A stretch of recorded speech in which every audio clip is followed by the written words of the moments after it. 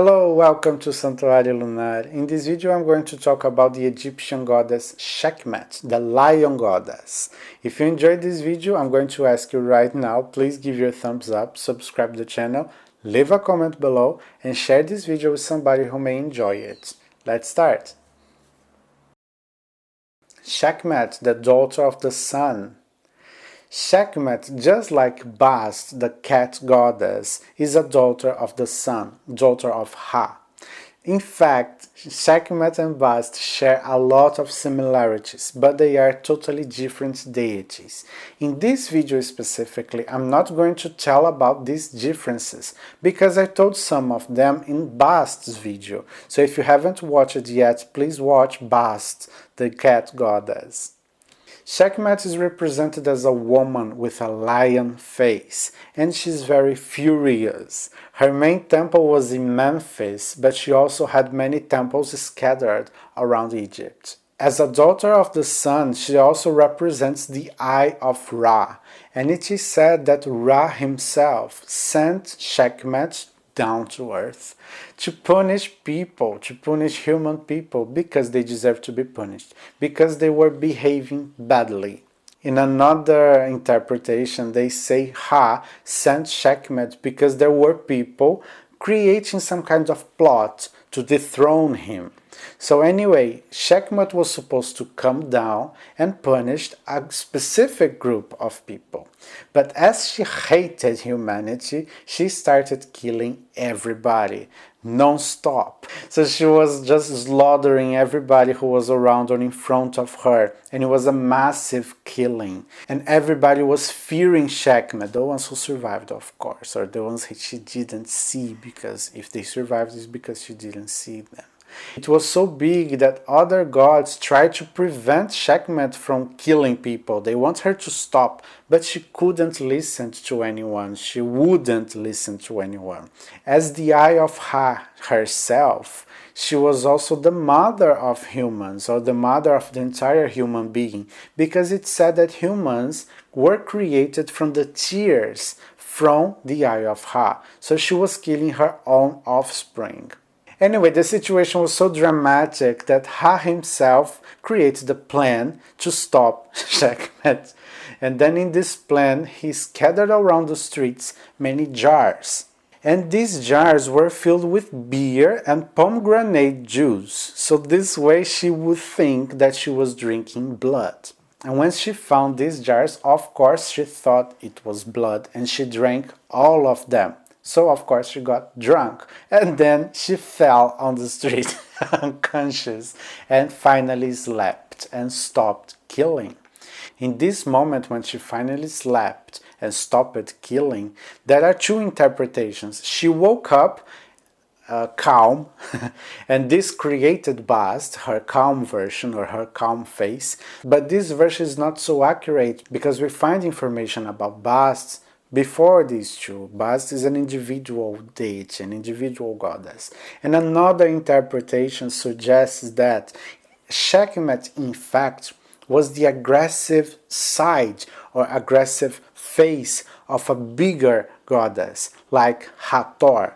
So when we see it this way, it makes more sense, because Hathor, the cow goddess, is a lovely goddess. She rules pleasure and love, and she's always good and benevolent. And Sekhmet is the opposite, totally the opposite. But then this drink Sekhmet drank, beer with pomegranate juice, was later offered to Hathor in her rituals. So it makes sense to understand and interpret that Sekhmet is in fact the aggressive and destructive face of Hathor, the cow goddess.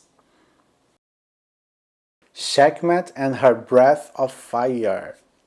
It is also said that when Sekhmet opened her mouth, her breath of fire would burn everything in front of her, and also would make the plantations go dry and kill people and make people thirsty and things like that.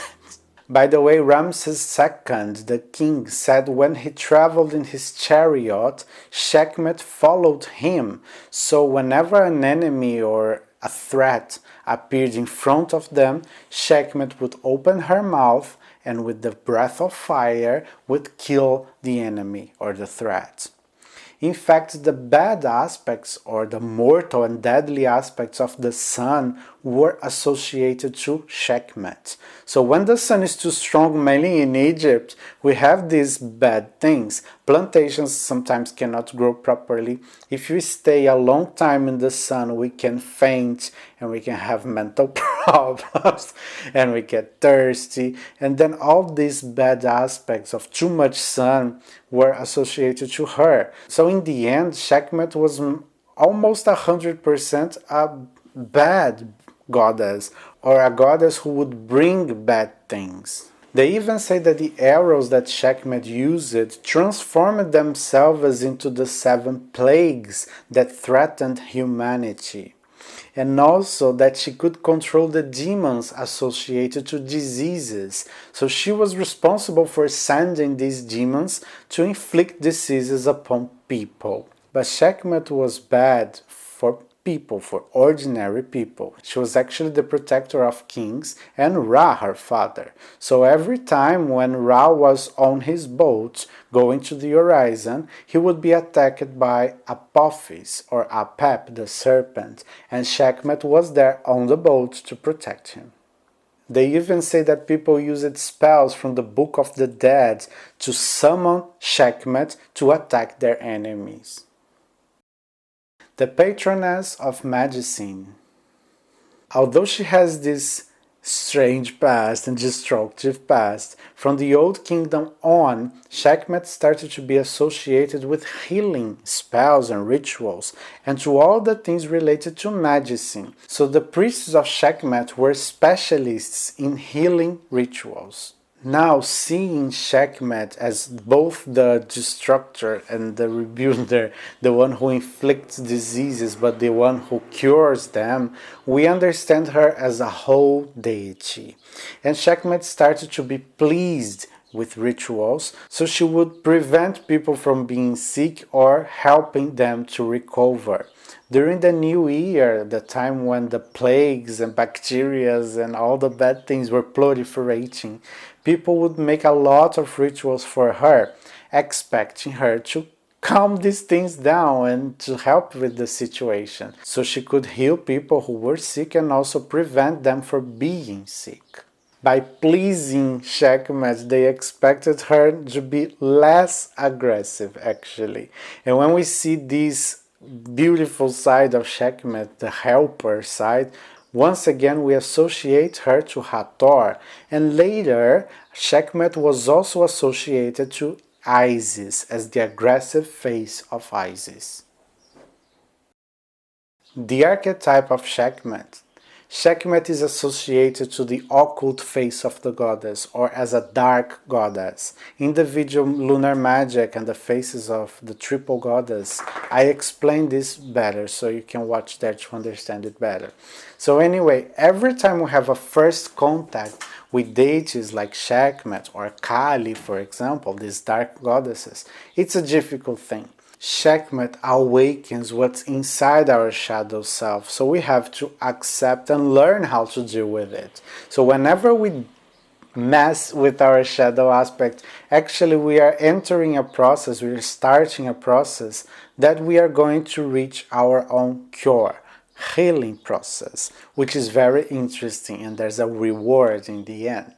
Sekhmet represents the type of woman who likes to solve all the problems, no matter how hard it is, and she doesn't really care on how she's going to solve. The focus is on solving things. So it may be painful for others, it may be painful even for herself, but she will solve. She will cut the roots of evil and prevent the seeds from growing up again, unless she wants to. How to connect with Sekhmet? To connect with this goddess, the best way is by creating and performing a ritual only for you and for her.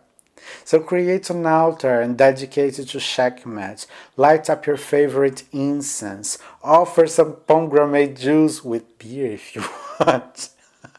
And then start by meditating with her. Ask her help to solve a difficult situation, to finish a bad habit you have, or to discover more things about your own shadow aspects.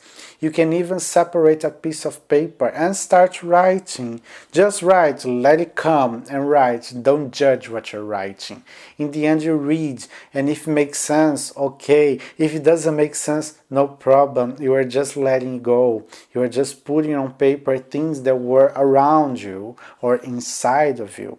And when you start noticing your shadow aspects or things you wanted to repel or to hide, try to accept, try to not judge and not to be rude with this. So Sekhmet can help you with this. And in the end, just burn the piece of paper and let everything go. Let go of this energy.